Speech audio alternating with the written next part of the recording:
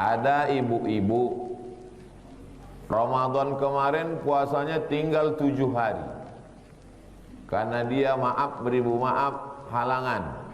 Memang sudah begitu ditakdirkan anak Adam yang perempuan tak bisa puasa 7 hari.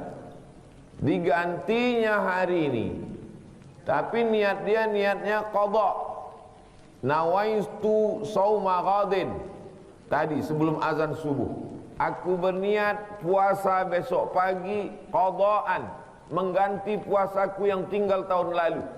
Maka dapat 3. Puasa qadhanya lunas sehari, dapat pahala puasa sunat Kamis, dan dapat pahala puasa sunat Sya'ban. Qadha lunas, pahala puasa Kamis dapat, pahala puasa Sya'ban dapat. Menyesallah kami Pak Ustadz, sesal kemudian tiada gunanya. Kalau gitu besok kami puasa Pak Ustadz, tak boleh puasa hari Jumat tunggal, mesti ditambah dengan hari Sabtu. Yauman qablahu, sehari sebelumnya, Kamis Jumat. Yauman ba'dahu, atau sehari sesudahnya, Kamis Jumat boleh, Jumat Sabtu boleh, Jumat sendirian tak boleh. Ada aturannya agama ini, bukan seenak kita saja. Main bola aja ada aturannya, ada outside, ada handball, ada entah apa-apa lagi namanya, apalagi ibadah. Maka ini semua harus diikuti aturan. Idzan tasafa Sya'ban, kalau sudah lewat nisfu Sya'ban, pertengahan bulan Sya'ban, fala tasumu, tak boleh puasa lagi. Banyak yang ragu mau puasa. Kau puasa? Enggak, karena kalau lewat nisfu Sya'ban katanya tak boleh lagi puasa.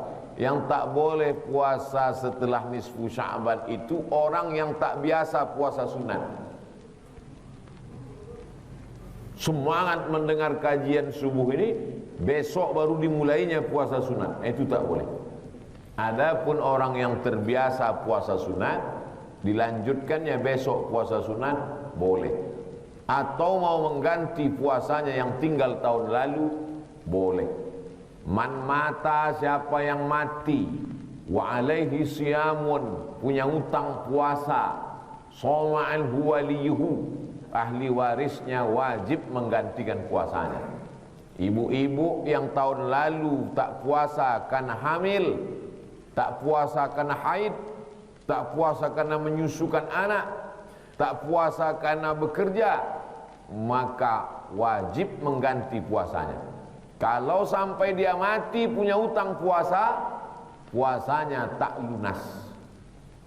Katanya kalau kita mati utang lunas Pak Ustadz, itu kredit. Sama kan pula puasa sama kredit.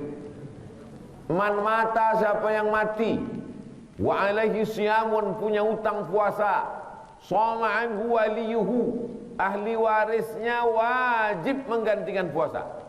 Kita sebagai anak, kita tanya emak kita, emak dulu mengandungkan aku berapa hari puasa emak tinggal?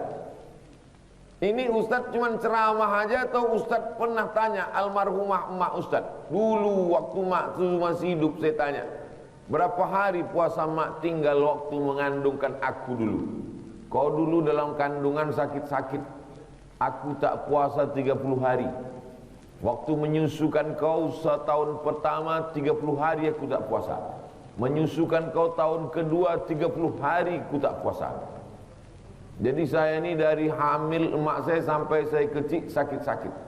Sesudah besar nih tak pernah sakit sampai sekarang. Saya ke rumah sakit tuh cuman cek waktu mau CPNS. Habis itu tak pernah lagi.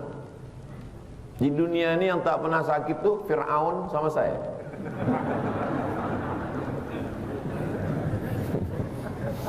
Bapak Ibu yang dimuliakan Allah Subhanahu wa taala.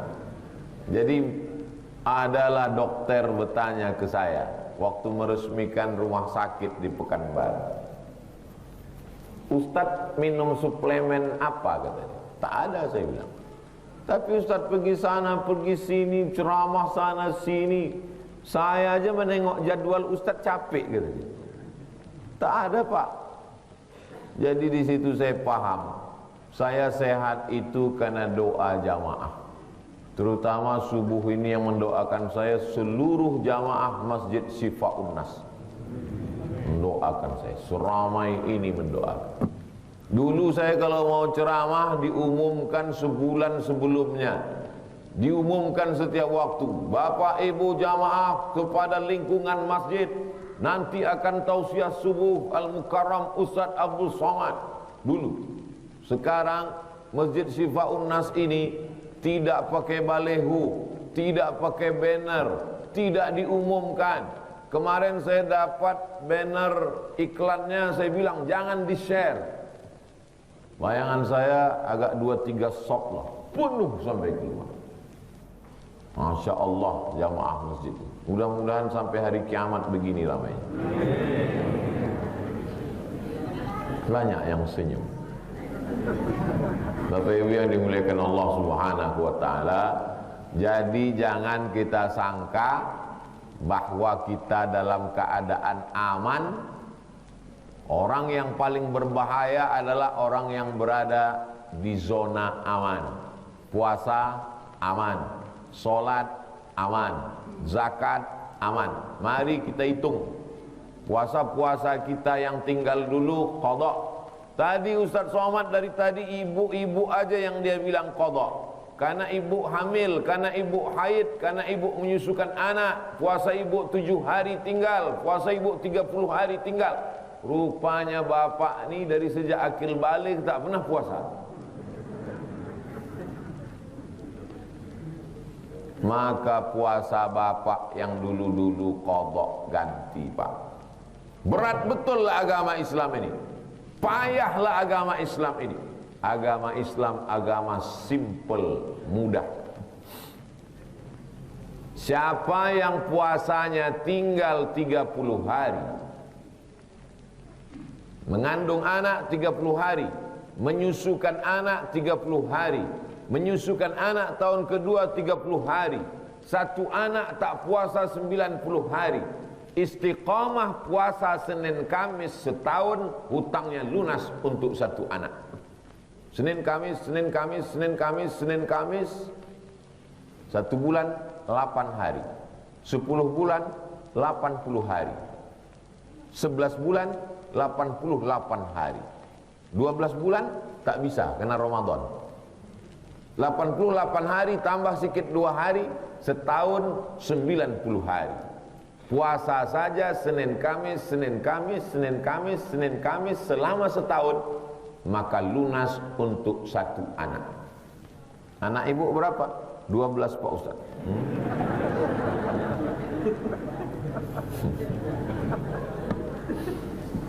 Niatnya niat qada. Nawaitu shauma ghadin qadaan. Aku berniat puasa besok qada. Pada hari Senin, pada hari Kamis. Berapa banyak sekarang perempuan menahan makan, menahan minum, menahan cemilan, tak mau makan manis-manisan demi untuk diet. Takut laki dilarikan pelakor.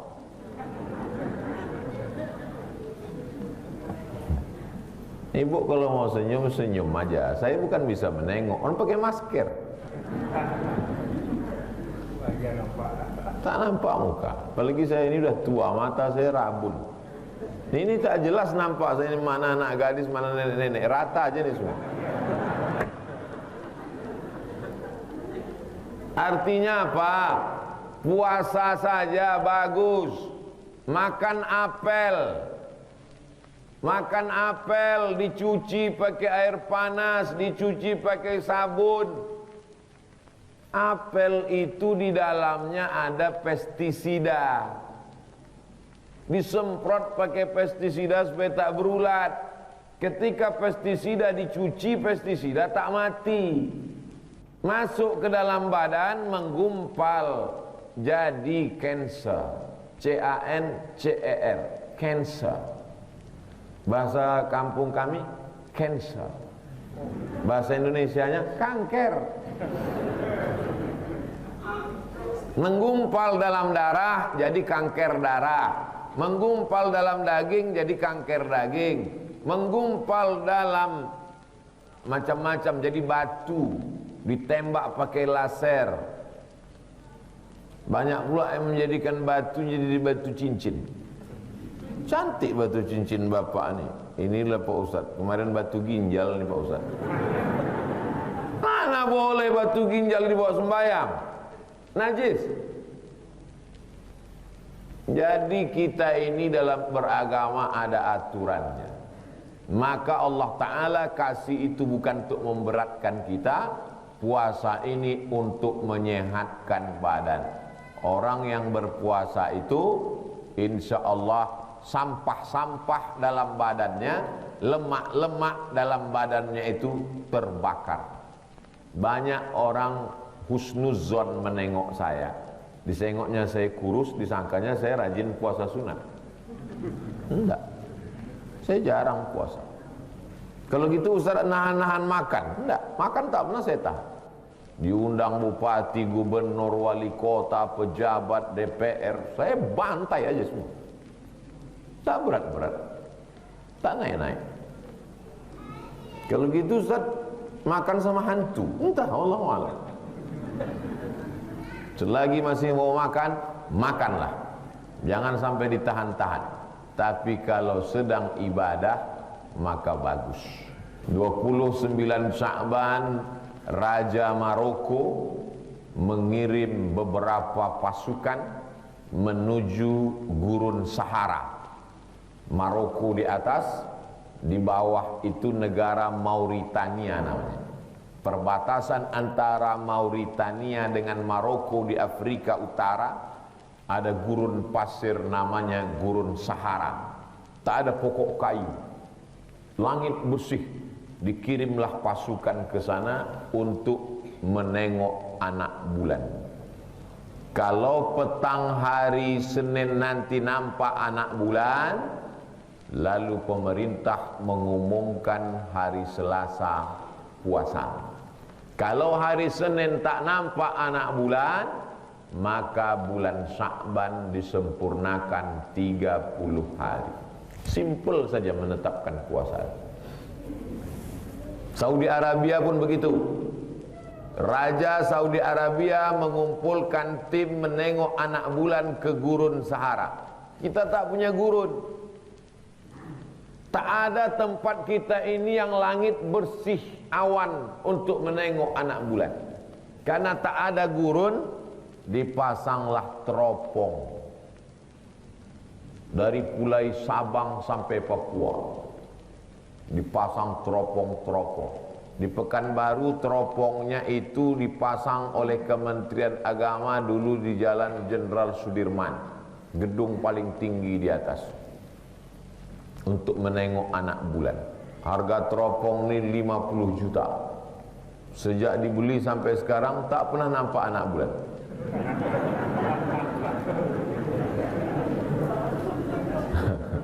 Tapi mereka tetap juga menengok, karena memang begitu tugas dari Jakarta supaya mengintai anak bulan. Nama anak bulan itu hilal namanya.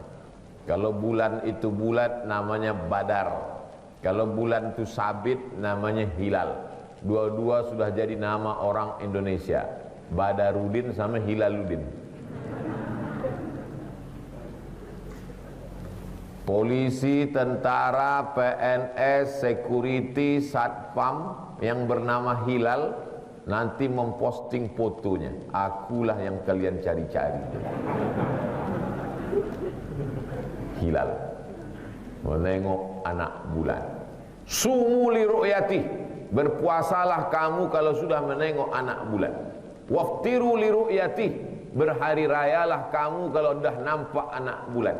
Fa in ghubbiya alaikum, kalau langit tertutup awan, fa akmilu salasin, sempurnakanlah bulan Sya'ban 30 hari. Jadi kita tak usah repot, ribet, jelimet, susah payah mau mengintai anak bulan.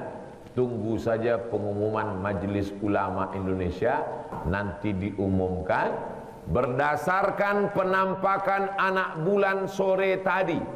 Ada 2 orang laki-laki saksi bersumpah, wallahi, tallahi, billahi, saya menengok anak bulan. Maka besok adalah puasa Ramadan.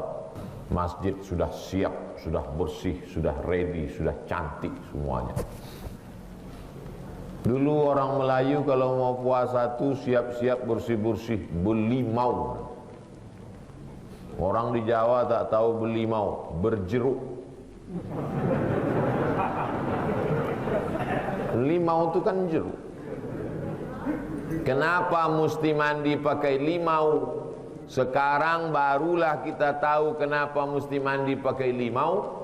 Karena limaulah yang bisa menghilangkan lemak-lemak amis bau pada ikan. Ibu kalau mencuci ikan mas, ikan lele pakai limau. Ada yang nyuci pakai deterjen. Tak boleh sebut merek. Itu iklan gratis. Saya ini agar asal saya sebut merek sekali laku dia.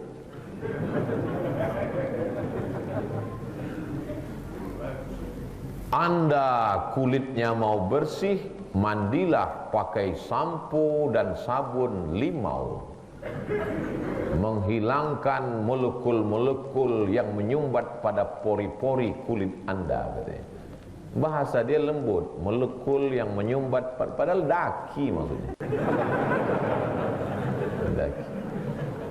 Itulah maka nenek moyang orang Melayu sebelum bulan puasa itu mandi belimau, supaya malam sembahyang tarawih itu masjidnya wangi. Bayangkan kalau nenek moyang kita dulu tak mandi belimau, cemanalah bau masjid malam. Bau ikan salai. Orang dulu bau, bukan ada sampo, bukan ada sabun. Maka setelah dia mandi pakai limau, segala limau itu dipotong, limau nipis, limau purut, limau segala limau dipotong, diambil pula mayang kelapa sama mayang pinang. Sesudah itu pakai daun apa yang wangi? Pandan wangi. Dimasukkan dalam periuk tanah. Sesudah itu ditanak, dimandikan. Ustaz kok tahu? Begitu mak kami dulu buat waktu kami kecil-kecil. Kami ini orang Melayu tua. Petang-petang Ramadan itu mandi. Cuman waktu kita kecil tak tahu kita apa gunanya. Rupanya tradisi membersih-bersihkan badan, membersihkan rumah, membersihkan masjid dan lingkungan. Supaya apa? Tapi yang paling penting bersih di antara semuanya. Ini banyak orang kadang gigi bersih. Dia senyum matawa yang silau. Ay. Baju bukan main bersih. Mau ke masjid tengok kanan tengok kiri bersih. Tumpah kopi ganti baju baru.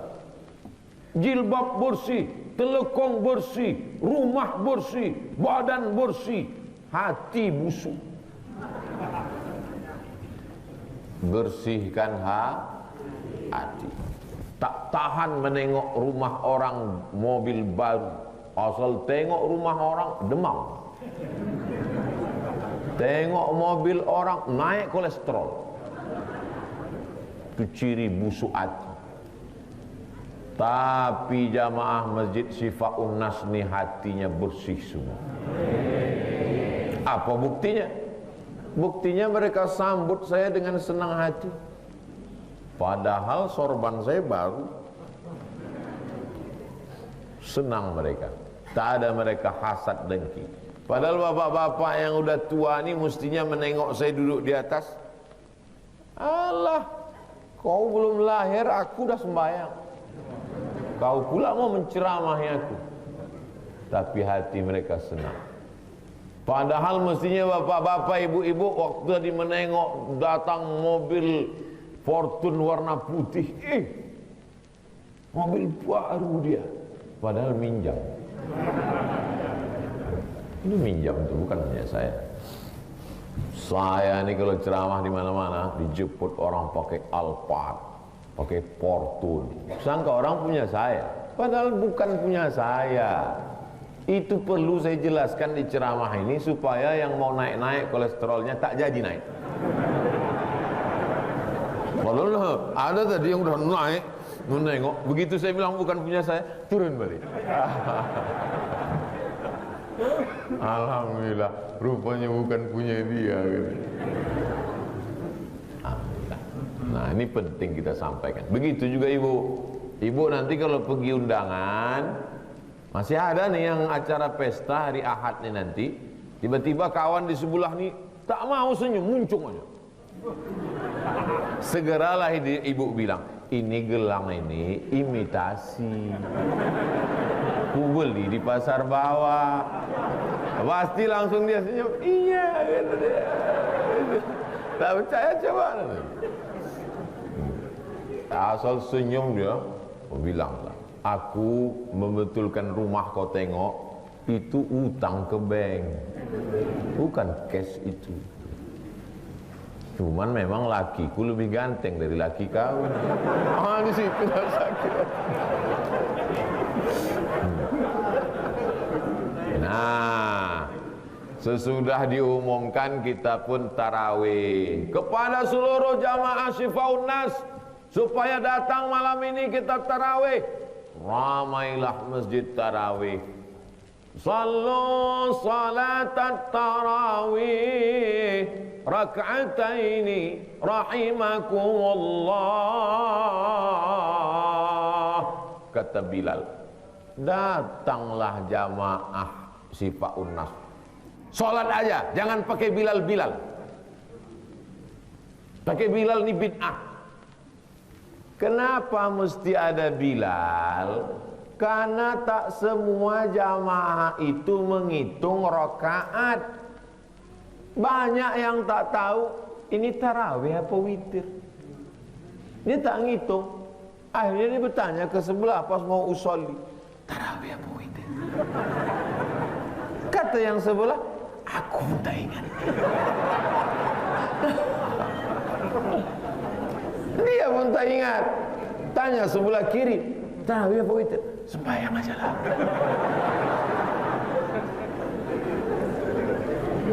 Akhirnya yang tak sabar tuh ibu-ibu, bertanyalah ibu tuh dari balik tirai, Pak Imam, witir apa tarawih?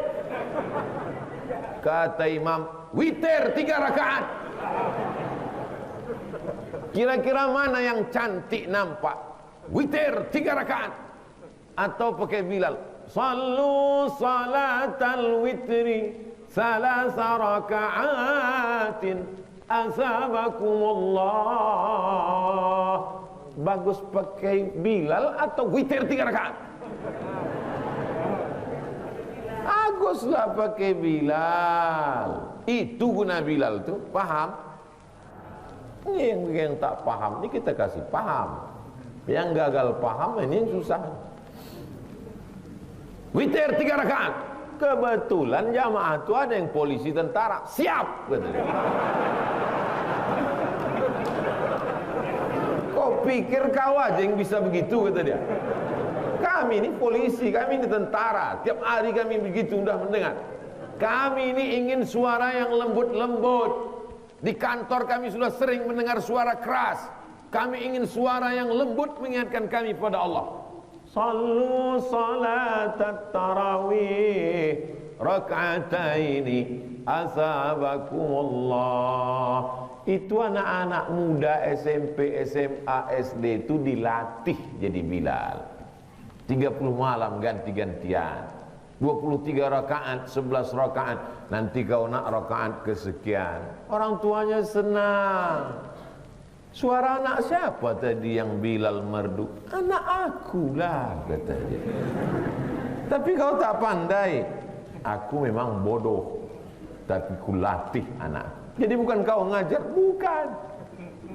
Undang guru ke rumah. Anak-anak ini diberdayakan. Ini banyak sholat tarawih anak-anak tak diberdayakan. Bilal di depan, imam di depan, dia cikik di belakang.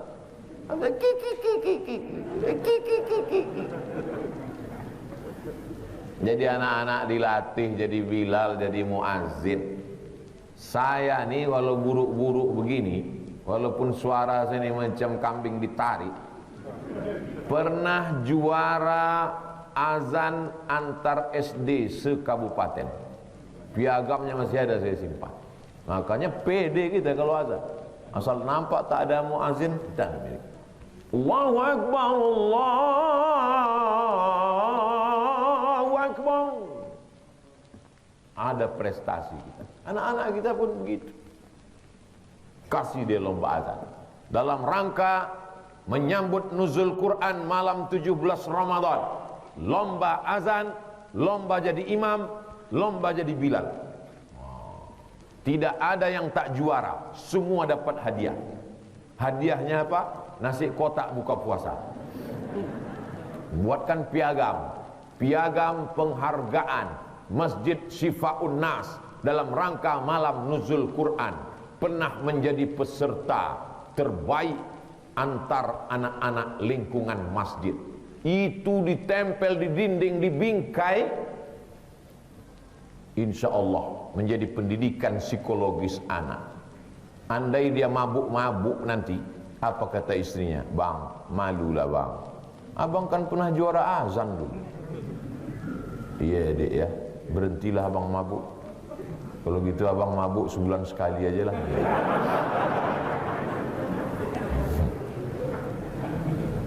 Putu saya juara baca doa kunut beserta artinya, masih ada sekarang. Juara baca doa kunut beserta artinya antar madrasah ibtidaiyah. Hadiahnya piala diserahkan oleh Syekh Muhammad Ali tahun 1985. Ada saya simpan. Jadi nampaknya sepele-sepele, tapi itu menjadi prestasi yang luar biasa. Mudah-mudahan nanti dibuat insya Allah. Amin. Nah, habis sholat tarawih, yang tarawihnya 11 rakaat, 8 tambah 3, ada tarawihnya 20 rakaat, tambah witir 3. Jadi ketika Umar bin Khattab jadi khalifah, kata dia, tak sanggup kalian tarawih macam Nabi, rakaatnya 8 tapi ayatnya panjang. Maka Umar bin Khattab membuat satu malam satu juz, ditambah saja rakaatnya dari 20. Pada masa Umar bin Abdul Aziz ditambah rakaatnya menjadi 36 rakaat. Dari 8 jadi 20 jadi 36. Sekarang di Son'a ada tarawih yang 100 rakaat. Di Maroko malam 27 tarawihnya tak dihitung berapa rakaat, dari Isya sampai subuh.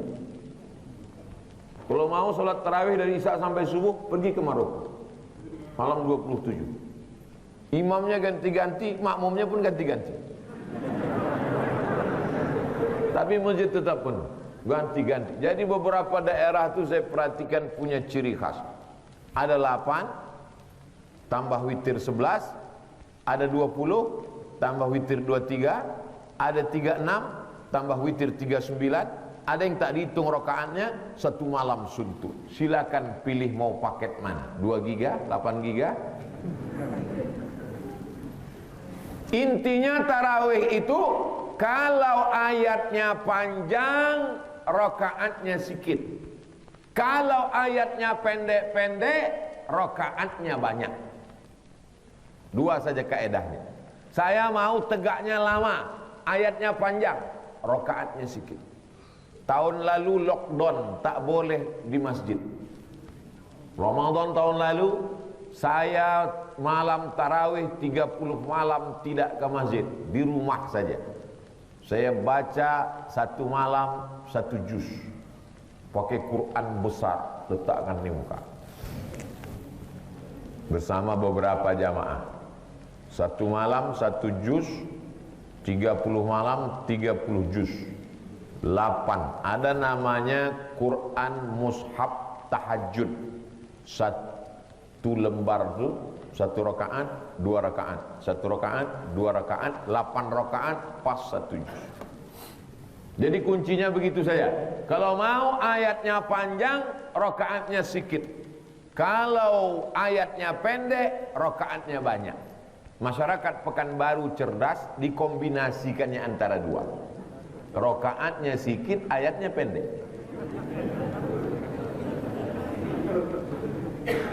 Tarawih, asal kata tarawih itu tarwihah. Tarwihah artinya istirahat. Setelah 4 rakaat duduk istirahat. Setelah 4 rakaat duduk istirahat. Setelah 3 rakaat duduk istirahat. Tarwihah, tarwihah, tarwihah. 3 kali tarwihah, tarawih. Tarawih artinya solat pakai duduk istirahat. Kenapa pakai istirahat? Karena tegaknya lama, kakinya pegal-pegal, kakinya gemetaran, habis itu dia duduk istirahat. Maka kalau solat pakai duduk istirahat, namanya solat tarawih. Ketika duduk istirahat itu orang Makkah tawaf. Duduk istirahat sejenak, orang Makkah tawaf. Subhanallah walhamdulillah wa la ilaha illallah wallahu akbar. Subhanallah walhamdulillah wa la ilaha illallah wallahu akbar. Orang Madinah tak bisa tawaf karena Ka'bah tak ada. Maka selama waktu istirahat itu mereka sholat sunat pendek-pendek, ayat pendek sholat sunat, memperbanyak sujud pada Allah. Orang Pekanbaru tawaf tak bisa, sholat sunat malas, akhirnya diganti dengan tasbih. Subhanal malikil ma'bud, subhanal malikil mawjud, subhanal malikil hayyil ladzi la yanamu wa la yamutu wa la yafutu abada, subuhun quddus rabbuna wa rabbul malaikati war ruh. Allahumma salli ala sayyidina Muhammad, Allahumma salli wa sallim alaihi. Sedihnya Pak Ustaz, terbayang kolak. Sedih itu membayangkan oma ayah awak yang hidup tahun lalu, nenek, makcik, pakcik, uak awak yang hidup tahun lalu, tahun ini tak ada lagi. Itu yang disedihkan. Maka kalau kita sedih, kita kirim Fatihah dan doa. Kalau kita sedih, kita pun belum tentu ada tahun depan, maka kita gas beribadah tahun ini sebanyak-banyaknya. Berapa masjid solat tarawih, berapa malam iktikaf, berapa kali khatam Quran, berapa lembar tadarus, berapa orang yang disantuni makan buka puasa bersama. Tanamkan itu dalam hati. Jawab dengan amal perbuatan, jangan dengan kata-kata, karena begitu mudah menggerakkan anak lidah. Ini penting Bapak Ibu yang dimuliakan Allah Subhanahu wa ta'ala. 4 kali Ramadan saya di Mesir tak pernah makan buka masak gratis di Mesir. Maka tradisi kami di Mesir dulu, kami ingin bawa ke Pekanbaru, diadakan buka bersama 30 petang. Duitnya dari mana? Dari masyarakat, diiklankan. Anda ingin rezeki berkah, anak-anak sehat walafiat, penghafal Quran, kirim ke nomor rekening berikut ini. Anda tak mau bersedekah, tidak apa-apa, tunggu saja musibah datang. Transfer, beli beras, beli makanan, 300 paket sepetang, buka bersama. Kami dulu di Mesir asal udah jam 6 sore, duduklah kami di meja itu. Jam 6 sore, duduk pesek-pesek anak Indonesia. Tengok kanan, tengok kiri. Krisis moneter, susah, duit tak ada, dolar melambung 20.000. Pemerintah Republik Indonesia sudah menyiapkan kapal Hercules untuk menjemput anak-anak Indonesia pulang. Kata orang Mesir, jangan kalian pulang. Selama kami masih hidup di Mesir, tidak boleh ada satu anak Indonesia pun pulang. Berbondong-bondong, berduyun-duyun orang Mesir datang ke kedutaan Republik Indonesia. Saya tanya kepada Bapak Dubes yang dulu menjadi Menteri Luar Negeri, Pak Menteri, Selama Bapak jadi duta, di manalah pengalaman Bapak yang paling berkesan? Saya sudah pernah jadi duta di Amerika, di Eropa, di seluruh negara. Yang paling berkesan waktu di Mesir, Ustaz. Kata Pak Dr. Nur Hasan Wirayuda, Menteri Luar Negeri. Kenapa gitu, Pak? Waktu Indonesia krisis moneter, anak-anak Indonesia mau dipulangkan, datang seorang anak muda mengirimkan duit. Ini untuk makan anak Indonesia. Lalu saya suruh satu orang intel mengikuti anak muda. Ikuti siapa anak muda ini. Diikuti anak muda ini dari belakang. Ternyata tukang jual buah di tepi jalan. Ketika anak Indonesia mau dipulangkan, datang orang Mesir ke kedutaan Republik Indonesia di Kairo. Saya tak bisa ngasih duit karena saya tak kaya. Tapi anak Indonesia yang mau fotokopi, silakan fotokopi gratis di tempat saya. Begitu cara mereka membantu. Mesir tak kaya macam kita. Kita ini kaya luar biasa. Di bawah minyak bumi, di atas minyak jelantah. Minyak sawit CPU habis diekspor. Yang untuk awak minyak jelantah.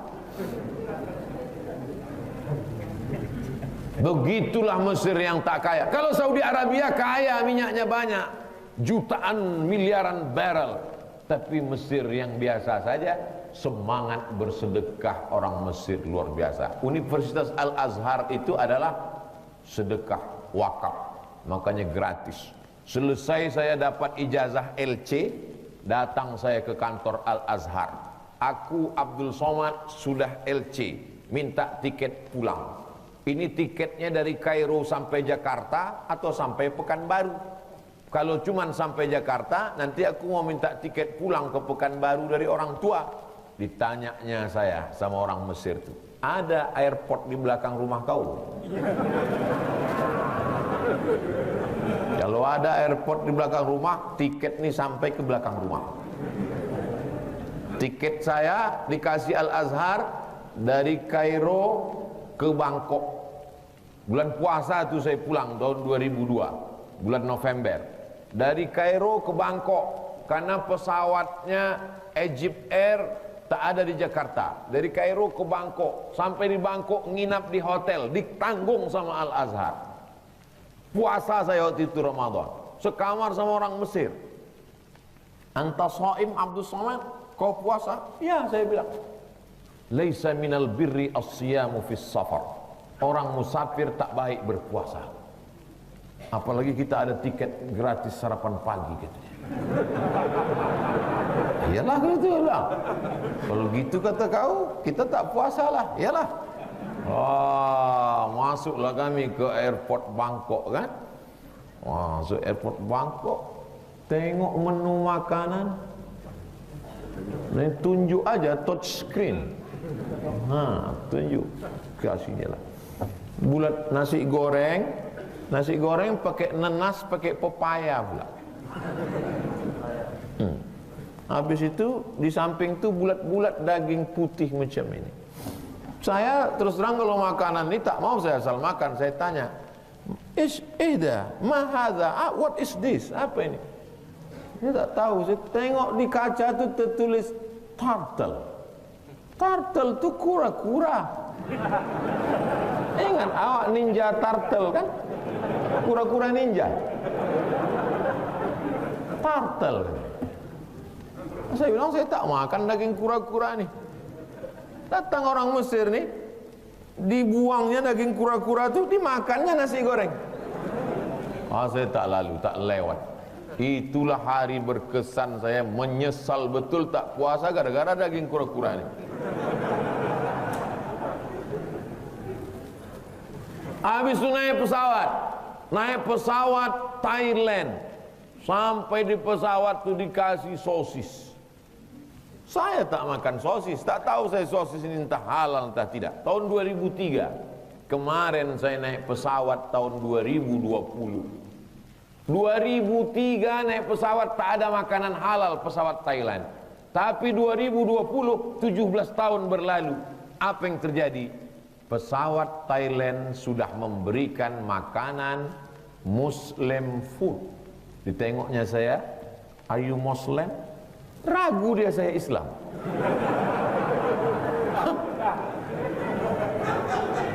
Disangkanya saya turis dari Jepang. I'm Muslim. Dikasihnya lah nasi, tertulis di situ Muslim food, makanan Islam. Thailand tak Islam, tapi dia mengerti pasaran bahwa orang Islam akan datang berwisata ke Thailand, maka dia buat ada pasar jalan terus satu halal road, halal street. Ada namanya makanan Muslim food. Orang Islam maupun tak Islam di Indonesia, kalau kalian mau banyak dapat duit, maka buatlah makanan Muslim food.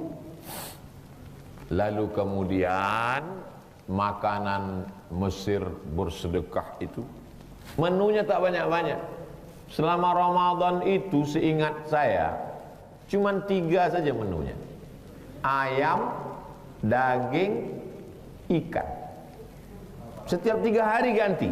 Ayam, daging, ikan. Ayam, daging, ikan. Tapi di Mesir ayam itu bukan. Ayam di Mesir itu cuman seperempat. Terserah. Mau sayap, mau kaki, seperempat. Bukan macam kita. Hancur ayam itu. Sampai tak berbentuk ayam lagi. Kita pun ragu entah ayam, entah katak. Lain bentuknya. Daging pun gitu juga. Daging tuh besar-besar, macam sabun telepon. Ikan pun gitu juga. Ikan tuh tak ada dipotong di Mesir. Ikan tuh seekor-seekor. Mau duduk di meja mana pun ikannya sama. Jadi kami alumni Azhar merindukan itu. Itulah kami buat tahun ini. Bapak Ibu yang dimuliakan Allah, nanti kalau mau masak, bapak, ibu, anak, cucu, menantu, berapa orang kalian di rumah itu? Ada 10 orang, masak 20. Kenapa masak 20? Yang 10 untuk sedekah. Mau diantar ke masjid, bagus. Di masjid itu ada mahasiswa, ada anak yatim, fakir miskin, antar. Mengantar makanan jam 6 sore sebelum azan maghrib.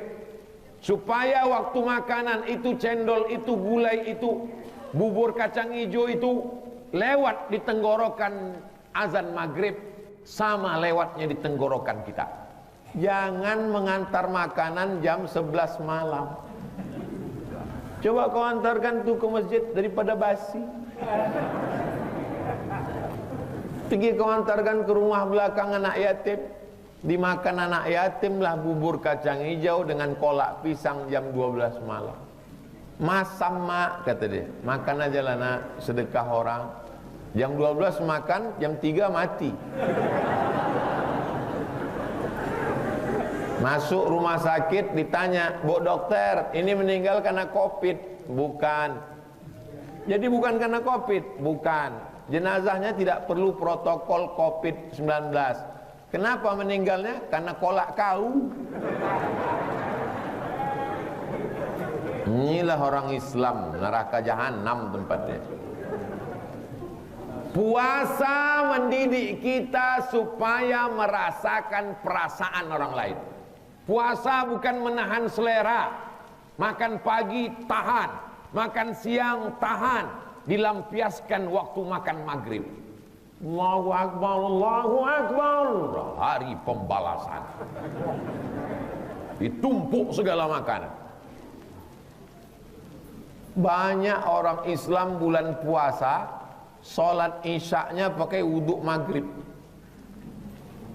5 menit menjelang azan isyak, di situlah dia sembahyang maghrib. Berapa banyak itu yang makan-makan di pinggir jalan itu buka puasa bersama tak sholat maghrib. Allahumma barik lana fima razaqtana. Cemana berkah mau datang kau tak salat maghrib? Nanti kalau ada ngajak buka bersama, pastikan ada salat maghrib. Kalau tak ada salat maghribnya, jangan datang.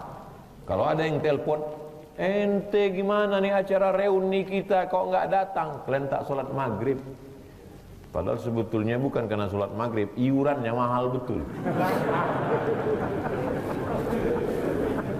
Bapak Ibu yang dimuliakan Allah, siapkan budget Ramadan ini 2 kali lipat, tapi untuk sedekah. Tak ada di masjid kami Pak Ustaz. Anak yatim fakir miskin di lingkungan kami tak ada lagi. Kirimkan ke Palas, akan kami habiskan di sana nanti.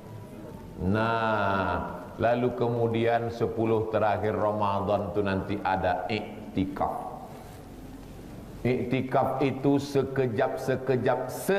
sekejapnya iktikaf. Lama sikit dari ruku itu sudah iktikaf.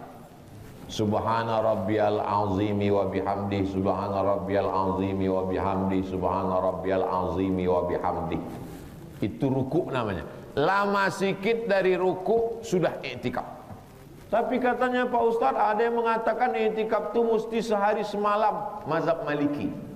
Mazhab Maliki iktikaf menggabungkan siang dan malam, 24 jam sehari semalam baru iktikaf. Tapi kalau mazhab Syafi'i, kejap saja pun sudah iktikaf. Maka kita di dalam masjid ini pun sudah bernilai makanya masuk masjid, nawaitul iktikaf fi hazal masjid lillahi ta'ala. Aku tak bisa bahasa Arab Pak Ustaz, bahasa kita. Aku saiki melebu niat iktikaf lillahi ta'ala. Itu aja kok payah. Nah, iktikaf itu niatnya dalam hati. Makanya di Masjid An-Nur, Masjid Agung An-Nur tertulis di pintu, nawaitul iktikaf fi hadzal masjid lillahi ta'ala. Enggak pernah saya baca Pak Ustaz, tulisannya ada, cuman kaligrafi tak terbaca kau. Ada tulisan ngawal iktikaf. Usahakan habis sholat subuh jangan keluar 30 hari. Habis sholat subuh, dengar pengajian subuh sampai terbit matahari. Setelah terbit matahari, sholat sunat isyraq. Sampai jam berapa tuh Pak Ustadz? Mudah saja, buka Google, tulis di Google tuh waktu sholat maghrib Pekanbaru. Dah, waktu sholat maghrib Pekanbaru 12.16 18.20.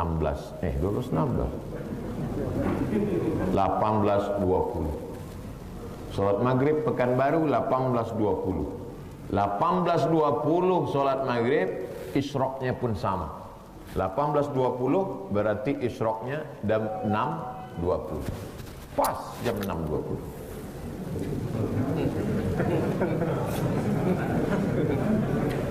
Masjid ini sudah tata letaknya itu sudah bagus. Sengaja jam itu dipasang di tiang supaya khotib tak lama-lama khutbah. Nah, supaya khotib tak asik-asik sebentar nengok jam. Asik-asik nengok jam. Kenapa? Karena jam itu mati. Tapi Syifaun Nas, dibuat nama masjid situ Syifaun Nas supaya penceramah tak lupa. Kadang-kadang kita sedang berada di masjid kita ini. Masjid apa namanya Pak? Nampak betul bodoh. Saya yang saya maksud nih. Misalnya saya sedang ceramah. Kita sedang berada di masjid kita nih. Masjid apa namanya? Apa kata jemaah? Profesor kok bodoh. Kalau gini kan gagah kita nampak kan. Masjid Syifaun Nas. Lalu ada tulisan. Apa nama masjid kalian itu? Masjid Syifaun Nas. Arti Syifaun Nas itu apa? Menyipak-nyipak manusia. Syifa itu kan menyipak-nyipak. Syifa itu artinya penyembuh. Syifa artinya penyembuh. Syifa artinya penyembuh. Nama anak kau siapa? Syifa Hanina. Syifa artinya apa? Penyembuh. Hanina, kerinduan kami. Syifa Hanina, penyembuh kerinduan kami karena sudah lama menanti-nantikan anak akhirnya lahir anak. Masya Allah, so sweet. Syifa artinya penyembuh. Syifaun Nas, penyembuh sakit manusia. Siapa aja manusia yang sakit mau sembuh masuk ke masjid nih sehat. Di rumah dia sakit, apa tak sakit? Berbaring nampak atap tripleknya lepas. Apa tak sakit? Tengok ke kanan, dinding rumah kawan dah pakai wallpaper. Awak semen terkelupas. Apa tak sakit? Maka sering-sering datang ke Syifaun Nas. Insya Allah sehat. Apa tak sehat? Karpetnya bagus, dindingnya bagus, berkeramik sampai ke atas, kaligrafi cantik, maka sehat. Ini menunjukkan ekonomi masyarakat Syifaun Nas nih sehat. Cuman agak-agak keluar sedikit, ada yang masih berkurap dinding. Nah itu, Ustaz, mobil ini jangan terlalu maju ke depan, kata panitia tadi. Kenapa? Karena paving block belum keras betul. Takut terlanggar tanggal. Artinya masih perlu. Setiap pagi malaikat mendoakan orang yang bersedekah. Setiap pagi. Apa kata malaikat? Allahumma ati munfiqan khalafa. Orang yang bersedekah, membeli semen, membeli batu bata, membeli paving block untuk Masjid Syifaun Nas, maka kasih dia ganti rezekinya barokah melimpah ruah ya Allah, kata malaikat. Tak perlu diaminkan, karena doa malaikat pasti makbul. Tak perlu diaminkan, keluarkan aja duit. Bagi yang tak bersedekah bagaimana? Allah kirim malaikat satu lagi. Apa kata malaikat? Allahumma ati mumsikan talafa. Siapa yang tak mau bersedekah, binasakan dia ya Allah. Yang tak bersedekah, tengoklah. Ada aja tu nanti. Anak bapak apa kabarnya? Sakau. Ada saja musibah diberikan Allah sehingga duit itu keluar. Duit itu kalau kau simpan, dia akan keluar dengan caranya sendiri. Maka siapkan Ramadan. Ustaz Abdul Somad tak bisa berceramah menjelaskan Ramadan selengkap-lengkapnya. Siapapun Ustaz yang datang kemari, Ustaz Ikmi, Ustaz Ikadi, Ustaz MDI, Ustaz Ittihadul Muballighin, maka datang, duduk, dengar, diam. Mengantuk sikit, bahkan sampai tertidur, tetap dapat pahala. Bang, apa isi ceramah Ustaz itu tadi? Amma ba'du.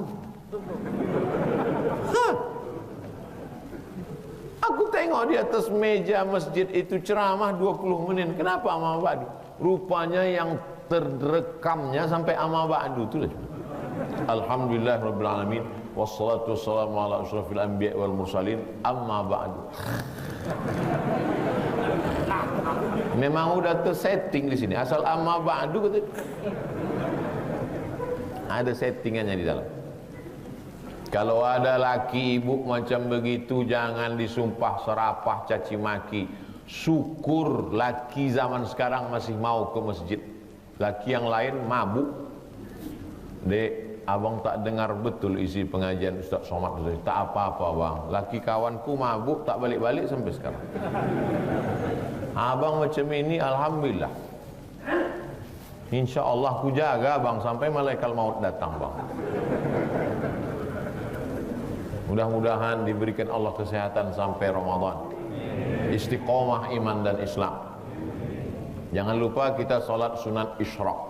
Pakai qaf, usolli sunnatal isyraq raka'ataini lillahi ta'ala. Yang tak bisa bahasa Arab, aku berniat solat sunat isyraq 2 rakaat. Yang tak bisa bahasa Indonesia, ambo kiniko sambayang isyraq 2 rakaat. Aku saiki sembayang isyraq siji loro rakaat lillahi ta'ala. Gusti Allah lillahi ta'ala. Allahu Akbar. Niat itu dalam hati. Yang dilafazkan di mulut itu menguatkan hati. Niat itu letaknya pada Allahu Akbar. Di situ letak niat. Allahu Akbar. Di situ niat. Adapun yang di mulut usolli tadi itu menguatkan hati supaya jangan berbalik-balik waktu takbir. Karena banyak orang sesudah takbir dia tak tahu dia salat apa. Allahu Akbar. Salat apa tadi? Zuhur aja lah. Nah, itu tak sah salat. Maka hatinya dikuatkan. Ala hadhihi niyah al-Fatihah.